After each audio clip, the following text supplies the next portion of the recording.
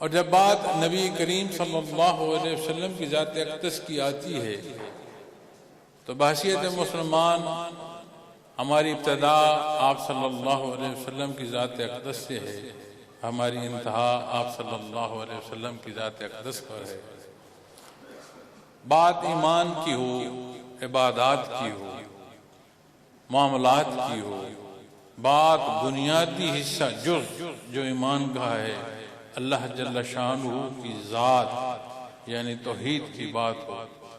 ہر جگہ ہر حصے کی رہنمائی آپ صلی اللہ علیہ وسلم سے ہمیں نصیب ہو۔ تو آپ صلی اللہ علیہ وسلم سے جو محبت ہے،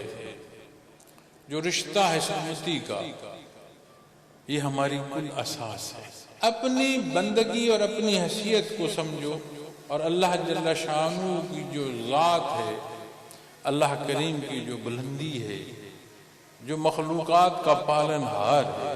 جو کچھ تمہیں نبی کریم صلی اللہ علیہ وسلم نے سکھایا، اس نسبت کو، اس درجے کی یاد میں رکھو کہ اس کا اطلاق تمہارے وجود پر ایسا ہو کہ ظاہر اور باطن اس کے تحت ہے۔ تو یہ وہ انداز ہے جو بندے کو غفلت سے نکالتا ہے اور اس ادراک تک پہنچاتا ہے کہ اسے جہاں بندگی کا احساس ہوتا ہے وہاں عظمت باری تعالیٰ کا بھی ادراک ہوتا چلا جاتا ہے۔ تو جب مقصد حیات کی بات آئے گی تو قرآن کریم بیان فرماتا ہے کہ وَمَا خَلَقْتُ الْجِنَّ وَالْإِنسَ إِلَّا لِيَعْبُدُونَ، اللہ کریم نے تمہیں اپنی عبادت کو پیدا فرمایا۔ صاحب ایمان دنیا کا کام اس طرح کرتا ہے کہ اللہ کا حکم ہے آخرت میں مجھے اس کی جواب دہی ہے، اس لیے اس کی دنیا بھی جو ہے وہ دین کے معنوں میں ڈھلتی چلی جاتی ہے اور درجہ بدرجہ ایک عبادت کا جو حصہ ہے اس کے لیے وہ دنیاوی امور بھی بنتے چلے جاتے ہیں۔ آئیں اس محبت میں، اس عشق میں، اس نسبت میں اپنا اپنا جائزہ لیں،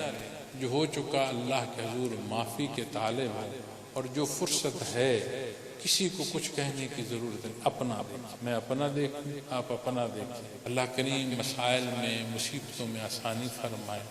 اور ہمیں دین کی سمجھ عطا فرمائے، عمل کی توفیق عطا فرمائے۔